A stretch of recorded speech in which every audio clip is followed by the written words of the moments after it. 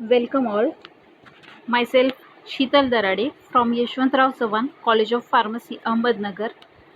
Today I am going to discuss topic narcotic and non-narcotic analgesic. In this, first we will see what is meant by analgesics. Analgesic means drugs which relieve pain by acting on central nervous system and reduce pain without loss of consciousness. There are two types of analgesics. First is narcotic analgesic and second is non-narcotic analgesic. So, first is the definition of non-narcotic analgesic. Non-narcotic analgesic means drugs that produces significant depression of central nervous system. Example is salicylate and related compounds. Then second is narcotic analgesic. Narcotic analgesic are the drugs that produces depression of central nervous system. They are classified into two types. First is natural analgesics. Example is morphine and codeine. And second is synthetic analgesics. Example is pethidine and methadone. Then first we will see narcotic analgesic, or it is also called as opioids. So narcotic analgesics are drugs that relieves pain by binding to opioid receptors which are present in central and peripheral nervous system, and it can cause numbness and induce a state of unconsciousness. So opioid receptor, they are present into the central and peripheral nervous system. Narcotic analgesics, they are bind to the opioid receptors and it can causes the numbness, means pricking and tingling sensation, and also induces the state of unconsciousness. Then next is classification of narcotic analgesics. So narcotic analgesics are classified into three types. First is natural compound. Example is morphine, codeine, papaverine. Second is semi-synthetic derivatives. Example is diacetyl morphine, heroin, benzyl morphine and ethyl morphine. Third class is synthetic derivatives. Example is fentanyl, pethidine, methadone and tramadol. Then next is opioid receptors.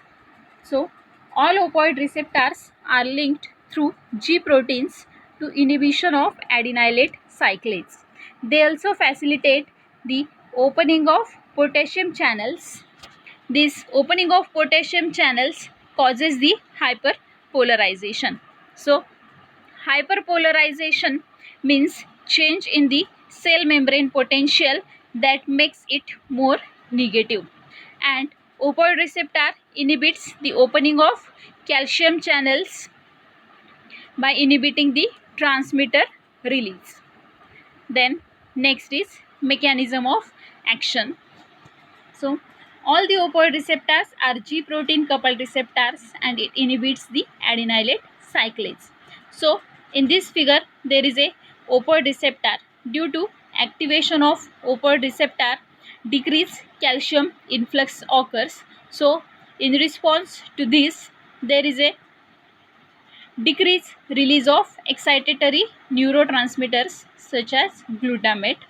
Then activation of opioid receptor increases the potassium efflux and it decreases the response of postsynaptic neuron to the excitatory neurotransmitter. So this is the mechanism of action of opioid receptor. Now we will see narcotic analgesic drug. Example is morphine. So morphine is the major analgesic drug which is contained in a crude opium. It can be given either by injection by intravenous or intramuscular route or by the mouth, often as a slow release tablet. Then actions of morphine: it is analgesic, it produces euphoria and sedation. Euphoria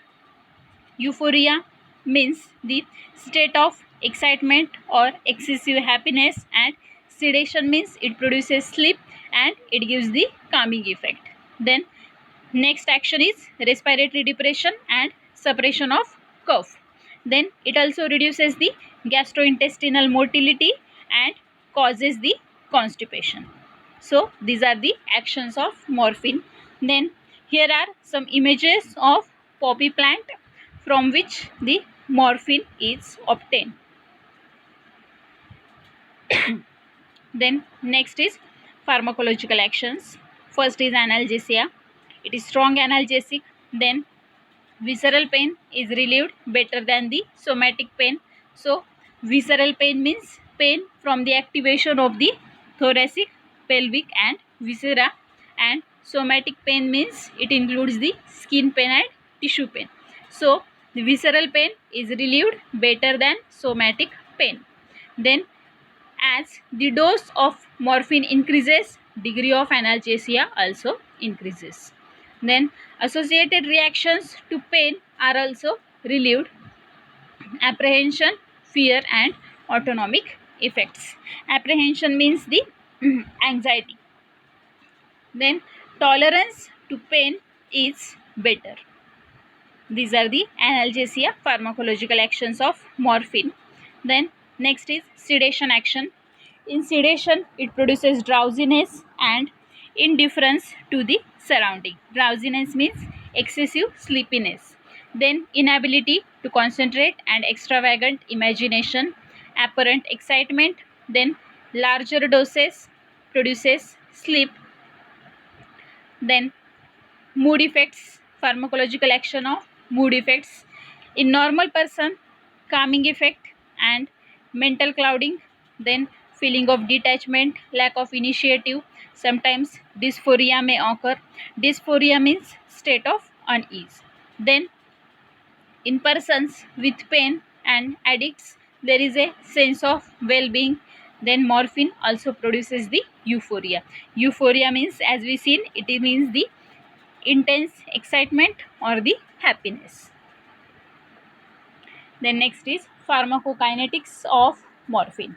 So first we will see absorption and distribution. So absorption of morphine, it is variable when it is given orally. Usually morphine, it is not given orally due to its first pass metabolism. First pass metabolism means what? It is the concentration of drug when administered orally, it is reduced before it reaches to the systemic circulation, is called as first pass metabolism. So due to its first pass metabolism, it is not given orally. Generally morphine is given by intramuscular or intravenous route. Then it is widely distributed in liver, spleen and kidney, etc. Then next is it enters brain slowly. Then it readily crosses placental barrier. These are the absorption and distribution. Then next is metabolism. It metabolized in liver by glucuronidation.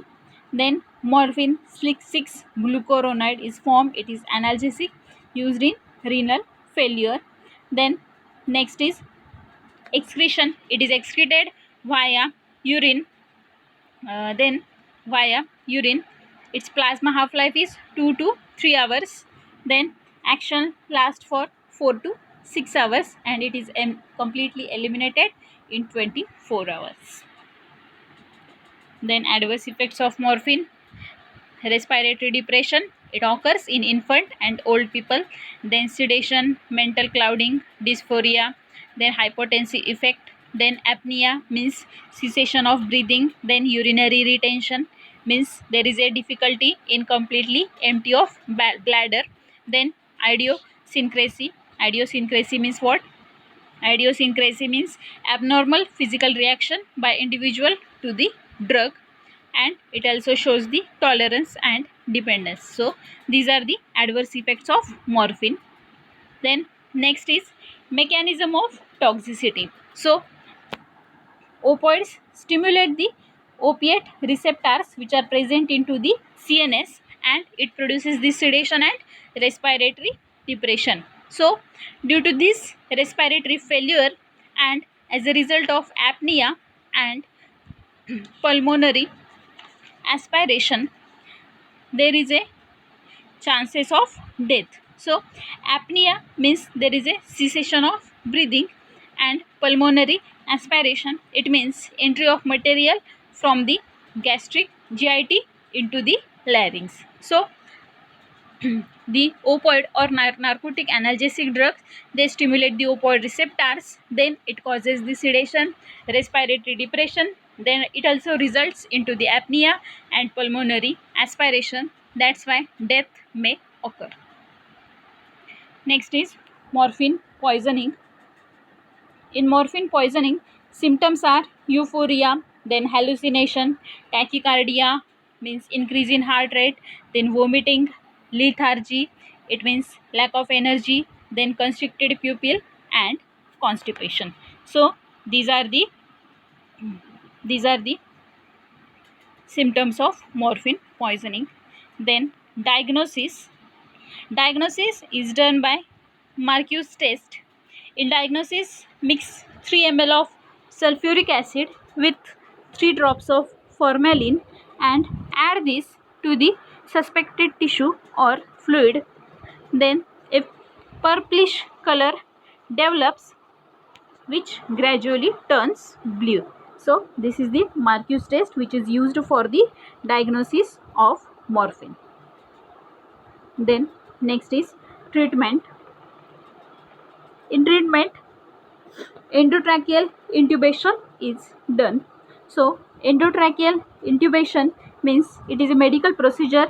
In this, a tube is inserted into the trachea from the mouth or nose to give the medicine to the patient. So endotracheal intubation is done. Then stomach lavage. Stomach lavage means it is done for the empty the contents of stomach.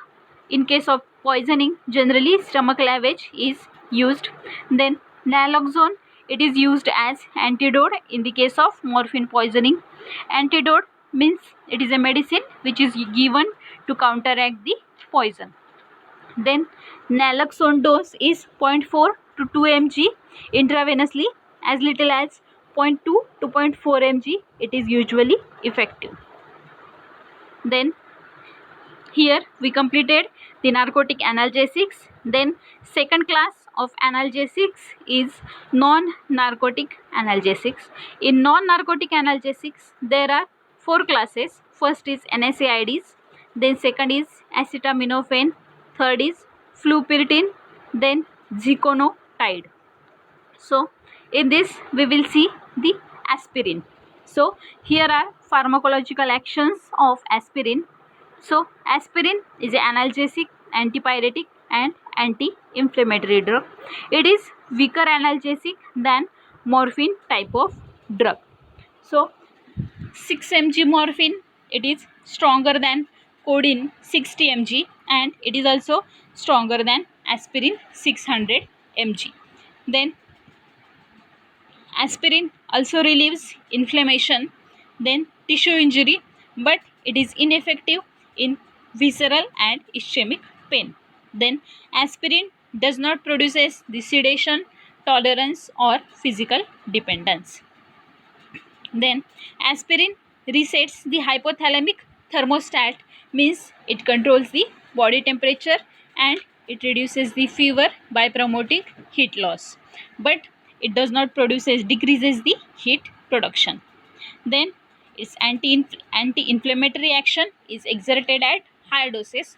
For this, 3 to 6 gram of per day aspirin is required for the anti-inflammatory action. Then next are the adverse effects of aspirin. So in adverse effect, first is gastrointestinal effect. So most common adverse effect of aspirin, they are generally found in 70% of patients. So in GIT effects there are nausea, then vomiting, diarrhea or constipation, dyspepsia means impaired digestion, then epigastric pain, bleeding and ulceration. These are found into the patients due to the high dose of aspirin. Then our last point is sensitivity. So hypersensitivity is relatively uncommon with the use of aspirin. So it is generally found in 0.3% of patients. So in hypersensitivity reaction, there is a rash, then bronchospasm, then rhinitis. Rhinitis means there is a inflammation of mucous membrane of nose. Then edema also found. Then incidence of intolerance is highest in patients with the asthma, then nasal polyps and recurrent rhinitis. Then aspirin should be avoided in such patients. So here we completed